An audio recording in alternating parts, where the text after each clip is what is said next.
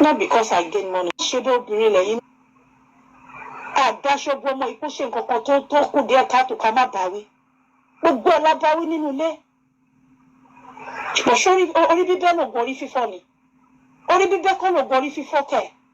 Ẹ jẹ́ kọ́ ọmọkùnrin wọlá ọmọ yìí mọ́mọ́ yìí lára kó gbàgbé àṣìṣe ìyá ẹ̀. Kó wọlá iyọkọ pé àtọ̀ òun wà lára nǹkan tóun ń tọ́ nìṣì yìí. Òun lòun bí ara òun ló ti jáde. Gbogbo ohun tí ìyá ò bá ṣe. Kó wọlá ọmọ yẹn mọ́ lára kọ́ ọmọ yẹn rí ilé tó ti mọ́ lára kó rí gbé.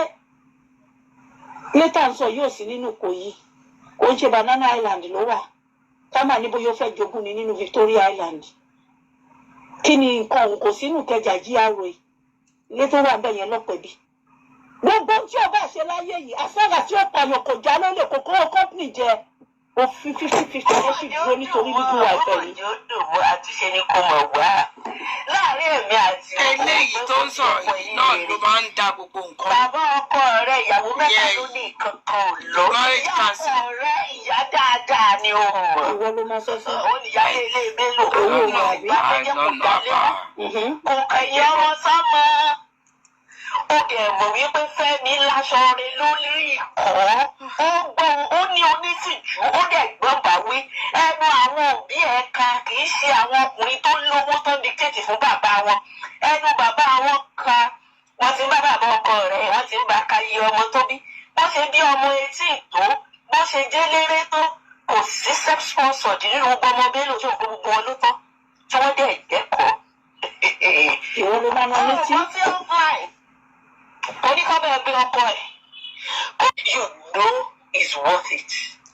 What are you talking about? How can you say pé okay, òun ló fẹ́ punish ẹ̀? You know it's worth it. Àwọn èèyàn ń jẹun lọ́wọ́ ní restaurant èèyàn. Wọ́n kó àwọn army of soldiers. Wọ́n da gbogbo àwọn tó ń jẹun lọ́wọ́, àwọn tó ń ṣe pé kíní. Like, I'm not here to bash Femi or whatever, but ṣé àwọn agbọ̀rọ̀dù kan ọ̀nà máa ń da ojú ọ̀rọ̀ rú. Mi ò lè can you listen to yourself? Like, I'm serious. Lately, like you are doing things irrationally.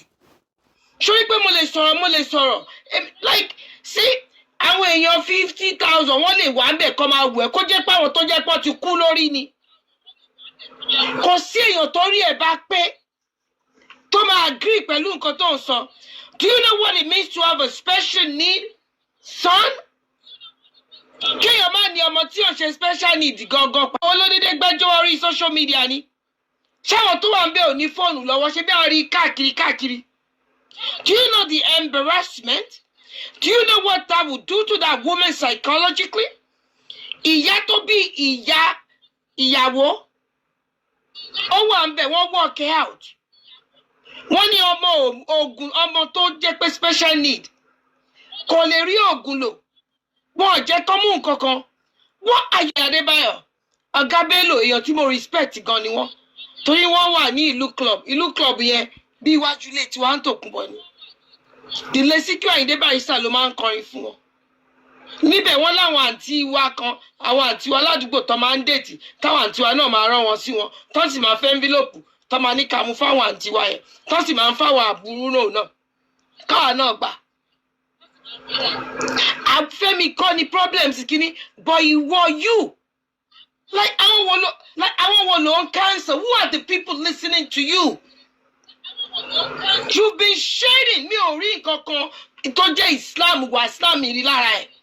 Ó máa ṣèdè àwọn èèyàn ni ó ń ṣèdè lọ ṣèdè wọn bọ̀. Ìgbéraga gbé ẹ wọ̀. So Queen AJ ló sọ̀rọ̀ ó ti ṣe update. Ìwọ ò máa lè bá àwọn blogger yẹn ìwọ ò lè dá wọn lóhùn. Kí ni wọ? Are you not a blogger? Kò ń ṣe torí tọrọ kọ́bọ̀ pínì kọ́bọ̀ épìnì tẹ́ ń pín lórí bẹ̀ lòún ṣe wá. Ọlọ́run ò gbà ó dẹ̀ ó ń sọ with a full chest. Can you say the same thing? Can you say the same thing? Ẹni ẹlẹ́gbẹ̀ẹ́ èjè. Ta ni wọ́n lẹ́gbẹ̀ẹ́ èjè? Are you for real? Ebi èdè Ìjẹ̀ṣà ló fi kó wa jẹ. Tí wò pé ta tún leléyìí tó tún fi kíní sọ̀rọ̀ ẹja àyẹ̀wò. Ló dẹ̀ polówó APC. APC ni gbogbo fámìlì mi ń ṣe. là ń bẹ́ẹ̀ fọ́ká APC náà bọ́ ṣe wọlé ó tiẹ̀ fún bàbá gan lóṣù 6.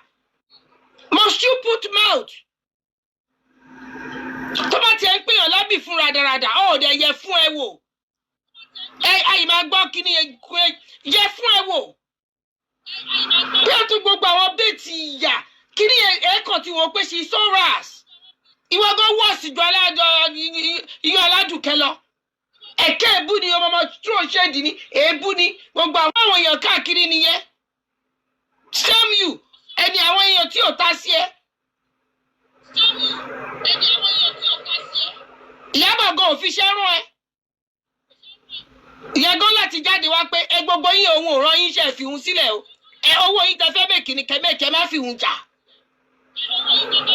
Gbogbo àwọn tí ò ta sí ẹ lọ́wọ́ máa gbẹ́nu lọ́wọ́ máa ta sí. Kí ni yóò aládùúgbò sí yẹn ó wà justifiable. Tọ́ torí tá ló bá lo àbọ̀ ń bọ̀ o. Oúnjẹ tiẹ̀ náà bá dé. History ti wà ń bẹ̀ o torí àwọn èèyàn tí ó jáde fún ẹ pé wà justifiable pọ̀ o. Ẹni tí ò bá nírú ẹni ò lè mọ iye ni.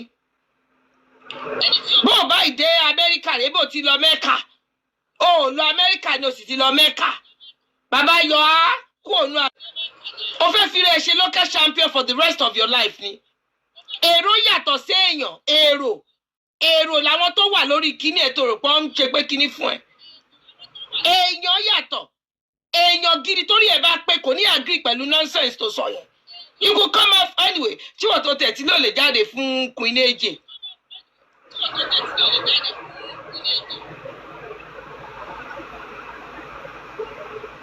Wàláì mo ìbí retí. Sórí má gọra ẹ̀ má rò bíi pé o jámọ́ kankan. Wàláì torí ọ̀rọ̀ tó sọ yẹn ń bí mi nínú gẹ́gẹ́ bí obìnrin. Èèyàn ẹlẹ́ran ara. Kò sẹ́ni tó bú fẹ́. Wọ́n ò lè fọ̀rọ̀ lọ ẹ́. O ò rí ọ̀rọ̀ kankan yanjú. Ó máa da orí ọ̀rọ̀ rú ni. Queen AJ tí ń jáde ó ń pẹ̀tù. Àwọn tó ń sọ̀rọ̀ wọ́n ń pẹ̀tù ni. Èmi ò ń dá sí gbogbo orun kan báyìí bọ̀. Àwọn táyé tó sọ wọ́n ń pẹ̀tù ni. Ó dorí àkáyìn tiẹ̀ làkàrà tú epo. Ó dorí tiẹ̀ báyìí ni Madam Tuno. Ọmọ pépè díẹ̀díẹ̀ ló ń pòkú gbẹ̀. Mo ṣe lọ yẹnu ọ̀rọ̀ àwọn ọmọ Ọ̀yọ́ ọba yìí. Ó ṣàkàn bá ṣe kọ́rí mi wò. Àánú ẹ ṣe mí tèmi ṣọlọ́hun. Àánú ẹ ṣe kí ni ó ṣe mí tèmi ṣọ. Sórí bẹ́ẹ̀ nìyẹn bá ṣe gbẹgbẹgbẹ jù. Ọ̀rọ̀ ìkọlẹ̀ yẹn máa sọ báyìí tí gbogbo yín máa ká lẹ́nu yàn. How dare you tó sọ pé nǹkan tó ṣe ó deserve ẹ̀. Ìwọ sọ sórí ara tiẹ̀ fún ṣé ká bẹ́ẹ̀ gbé sórí tiẹ̀ náà padà wá sí ẹ̀ tiẹ̀ ẹ̀ tó ní síkú sẹ́ẹ̀lì. Ṣé ìwọ sọ? Ṣọ́pa ẹ̀ àbọ̀ lé ẹ̀ dànù.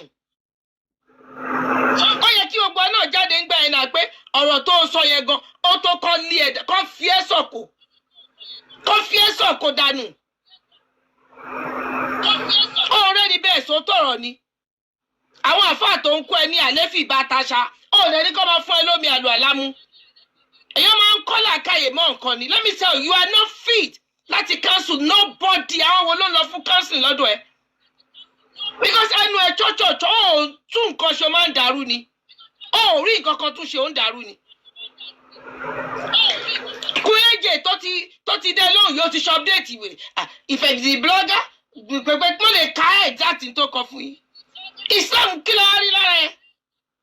Ìwà Islam wo la rí lára ẹ? Gbogbo àwọn tí ò ṣe tó máa lọ fún. Gbogbo tó bá ti wá rí pé wọ́n dùn ẹ̀ wá wá dá àwọn follower ẹni kò máa sọ̀rọ̀. Sọ̀rọ̀. Ẹ bá fi jọ fèsì ara wa. Mo fẹ́ kó sọ wá mọ̀ pé wo ó ní ọ̀rọ̀ lẹ́nu. Ìwọ ọkọ̀ bẹ́ẹ̀ ni. Ó dẹ̀ mọ́mọ́ ṣe ń filter nǹkan. You are not qualified. Sórí èèyàn mi kàn lè sọ̀rọ̀ ó kàn lè máa bóyá ó kàn lè rojọ́ popopo ládùúgbò. Má lọ má bá wọn polówó ògùn èkúté náà. Ṣé ẹ̀jẹ̀ kọ́ ló ń ràn lára ẹni? Obìnrin ní ẹ̀ náà. Èèyàn kò bú Fẹ́mi bíbà ẹ̀. Ọ̀gá Bello èèyàn tí yọ respect ni wọ́n bá wá ní wọ́n. Wọ́n bá tó ò bá Ànábì Muhammad sallallahu alaihi wasallam. Ó ní téèyàn ò bá lè tún nǹkan ṣe má dàrú. Ìwọ máa ń da nǹkan rú ni mẹ́ẹ́. But I'm saying it ṣọ́jú mi. Mo ṣe gbé jáde. Why you always like this? yìí is a case study lọ́gbọ́ kò lè máa mọ bó ṣe máa ń ṣàgbékalẹ̀ ọ̀rọ̀ wà gbé kalẹ̀ tiẹ̀ tí wà gbé kalẹ̀ Queen AJ wo bó ṣe gbọ́ ọgbọ́n bí kò bú Fẹ́mi kò bú ẹnìkan ó ń ṣàtúnṣe á tún yọ ti ìyàwó fún pé ara ẹ̀ gbóná ó ti mọ orú ọkọ tó fẹ́ èèyàn kì í ṣe kinní kan á sọ àtúnṣọ ń bọ̀ ni wọ́n ti sọ lọ sọ́bọ̀ bẹ́ẹ̀ kàkà bẹ́ẹ̀ wọ́n ló wà ju kan tó ṣe yes kó má jẹ́ kóòtù ó mọ̀ pé ó fẹ́ kó gbó ó ti kó gbó sí Fẹ́mi lẹ́sẹ̀ torí bí táàrò lọ kóòtù ló sọ ìwọ ní kó má jẹ́ kóòtù gan wípé ó wà justifiable kéèyàn lọ bí téèyàn ti ń tó oúnjẹ gbogbo àwọn ẹni kíní tó wà bẹ́ẹ̀ kọ́ lé káwọn kíní kọ́ gbogbo wọn dànù kọ́ má rí nǹkan kan mú tọ́ ní tó bá tọ́ sí ìròyìn Ọlọ́run ó ṣe ẹja máa gbọ́ analysis Queen AJ lọ. gbogbo ọ̀rọ̀ kan ring light ẹjọ́ torí Ọlọ́run tí òun fún ara ẹ̀ ló tán láìṣe àtìní so tó bá ń bà ṣe ẹ̀tẹ́yìn irú ohun tí wọ́n sọ yìí tó bá lọ kọ́ nǹkan síbẹ̀ ṣé ó tó bẹ́ẹ̀ àbí kò jù bẹ́ẹ̀ lọ. ọ̀rọ̀ ẹnu ẹ̀ like people ẹ ṣe é yẹ Queen AJ Queen AJ 1 second ṣé lẹ́yìn èèyàn tẹ́ yìí ń lọ sórí kíní mẹ́wàá láka yìí lẹ́ ń jẹ́ kó máa rò bí ìpòhùn jẹ́ bákan honestly speaking. ṣé gbogbo rẹ̀ tó because to me it's like I don't know. We have to know what you kàwé because ẹni tó bá wà learned you will not be doing that nonsense. tó bá pàṣọdà tó bá tí bàbá mẹ́ta tó bá ní kò sí Facebook mọ́ nǹkan ṣebí MySpace là ń lò ń gbà kan ìyẹn tó bá mọ̀ ń pa MySpace omi ìmọ̀ o BlackBerry dà kí ló ṣẹlẹ̀ sí MySpace tí Facebook bá lọ tán kọ́. Do you think, oh, because you're popular on Facebook, oh, you are a celebrity? Or what you gonna call yourself? Láti bá ọ forí pípé fi dá sí ni náà. Ìyàwó tó lọ ń jà kiri nǹkan kan ló máa mú tó fi máa lọ máa jà kiri náà. Kí ni oníkálukú wa ọ̀tọ̀ọ̀tọ̀ ẹlòmíì máa rí á fi sùúrù máa wò. Ẹlòmíì tó ń jà kiri gan, ó máa jàjà yẹn, ó lè má ní nǹkan kan nínú. Àdéhìsẹ́mi ìwọ yìí náà ló sọ pé ìyá máa jà àwọn ọkùnrin lálẹ́. Ó rí pé ìwọ gọ́gọ́ ló ń ṣe ọ̀nà bí yóò ṣe máa jẹ wọ́n lálẹ́. Torí gbà tó ní pé nǹkan tó ṣe tó lé ọmọ síta àti kí ló wà justifiable. Nobody knows tomorrow. Àwọn nǹkan ti fi kíní gbé social media would never forget. Sọ̀tọ́mọ yẹn bá dàgbà kó wá di ọmọ ológo. I like Fẹ́mi o, but mo kàn ń sọ. Sorry me in analysis nǹkan tí mo fi ń jẹun sorry ká analyse nǹkan that's what bring food. Kò ṣe lórí Facebook o company kí ló dé tán fi make owó kíníkíní káwọn analyse káwọn pé kíní how can you so tí àrídùnnú wa kọ́ dàgbà tí àwọn èèyàn kan sọ pé à ṣó mọ̀ pé bàbá ẹ nǹkan báyìí ló ṣẹlẹ̀ o tí bàbá ẹ tó ṣe pé kínní iye ọjọ́ báyìí ló fi róògùn ẹ lò do you think that boy will forgive jọ pé wọn forgive bàbá ẹ ni kò sí nǹkan tó ṣèdí lọ ni ó sinmi lórí ti àwọn sisi alágbo ó ti bọ́ sí kínní Queen AJ jáde sọ̀rọ̀ ìwọ tí ṣe update pé o ìwọ máa dá blogger yẹn lóòjọ́ kí ni ìwọ o yóò ń gàrí ìyẹlélùbọ̀. Oh, what I see Queen AJ. Number 1 in age, Queen AJ. So pé Queen AJ sàn kankan. So ito bá no bí yàn dáadáa. Ẹ̀yin kan ẹ gbé ìwà kíní inú yàn ẹ gbé jáde síta ṣá ni. Because ọ̀rọ̀ tó sọ mẹ́ náà yàn ní láti máa mú olólùbáwí. Oh, lẹ́ni tó lè correct ẹ̀. Irú wọn máa ń parun ni. Stop. Existence ọmọ ẹ̀ tọ́mọ ẹ̀ bá dàgbà torí tó bá kú tẹ́ bá gbé lórí ilé lórí tó bá fi lè kú bẹ́ẹ̀ irú yẹn lẹ máa sọ fún ọmọ ẹ̀ kẹ́ má bàa fi story míì ní ọmọ ẹ̀ lọ́wọ́ kẹ́ fọwọ́ ká lórí ìyá ẹ̀ nǹkan báyìí òun ló ṣe dúró ló ṣe ń sọ òótọ́ ẹ̀ lẹ́ni nígbà tó ṣì wà láàyè.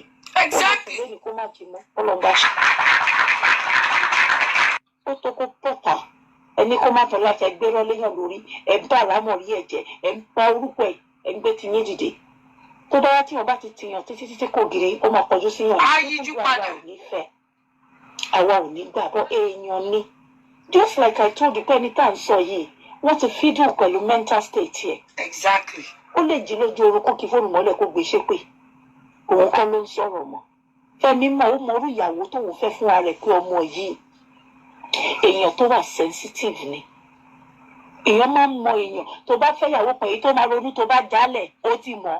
Èyí tó pé bàbá wèrè àkú èmi ó máa sọ lọ nípa ayé ẹ̀ka kúlù fún ẹ bó bá ṣe tán padà pè mí ó ti mọ̀ náà àwọn obìnrin ẹ̀ pé eléyìí ò jí sòrò kò ń ṣe lọ bá rí lọ́kùnrin. Lọ́kùnrin mi bá lóun ṣe tó obìnrin mi máa ń kẹ́rù ẹ̀ bẹ́ẹ̀ ni pé òkè ẹ̀ bá dẹ̀ di rẹ́dí ẹ̀ tún pè mí. Ó ṣeré lọ bẹ́ẹ̀ ni kànáà kó fi rìn lédè. Àwọn yẹn máa ń pẹ́ láyé. Ṣòro àwọn tó máa ń sáré lọ́kùnrin yẹn jọ kìíní kan yẹn. Ó máa ń fa ojoojúmọ́ àti rẹ̀wẹ̀sì ọkàn fún wọn. Èèyàn máa kú sínú díẹ̀díẹ̀ silence ń pààyàn. Èèyàn dákẹ́ odidi bí ọdún kan àtàbọ̀ ń sí láti October. Kò sọ̀rọ̀ ẹ̀ mọ ohun tó ṣẹlẹ̀. Ìgbà yẹn ẹgbẹ́ tó fẹ́ parẹ́ lẹ́ẹ̀mẹ́ta nínú silence yẹn ni o. Ọmọ yìí wàrà ẹ̀pá Fẹ́mi náà wà wí ẹ̀ pé ó lọ wàrà ẹ̀pá wọnú gbó subconsciously níbi tó ti ń ronú. Ọmọ tó máa lọ ra sniper. Ọmọ tá máa rò pé àbí kóun para òun. Ọmọ tó máa rò pé kí lóun dúró ṣe ní ayé kan ọ̀pọ̀ fún òun báyìí. Kí ló tún kù? Self torture. Ó ń fún ara ẹ̀ nítorí pé kò head. So níwọ̀n ìgbà tó fi dákẹ́ gbogbo bí ọdún kan àtàwọn wọnú gbó subconsciously níbi tó ti ń ronú. Ọmọ tó máa lọ ra sniper. Ọmọ tá máa rò pé àbí kóun para òun. Ọmọ tó máa rò pé kí lóun dúró ṣe ní ayé kan ọ̀pọ̀ fún òun báyìí. Kí ló tún kù? Self torture. Ó ń fún ara ẹ̀ nítorí pé kò head. So níwọ̀n ìgbà tó fi dákẹ́ gbogbo bí ọdún kan àtàbọ̀ yẹn kò dákẹ́ tó. Ẹ jọ̀ọ́ kí ni time frame téèyàn máa fi ń ya wèrè? Ẹ sọ fún mi. Mo fẹ́ mọ time frame téèyàn máa fi ń wo ọjà nínú òwò gbọ̀ngàn àbí tó máa fi ń wo ẹlòmíì láàárín oṣù mẹ́ta kí ni bá jí tó bá ṣe pírín sínú brain yẹn ikú dé tẹ́jẹ̀ bàtà sí lọ́pọ̀lọpọ̀ tó ní special need tó bá fẹsẹ̀ kọ tó bá kú. Ìgbà yẹn èmi sọ pé ó quiet kú o you died in silence. Ẹ mọ iye àwọn tá ti lo phrase yẹn fún and she was quiet till she died. Kódà kó jẹ́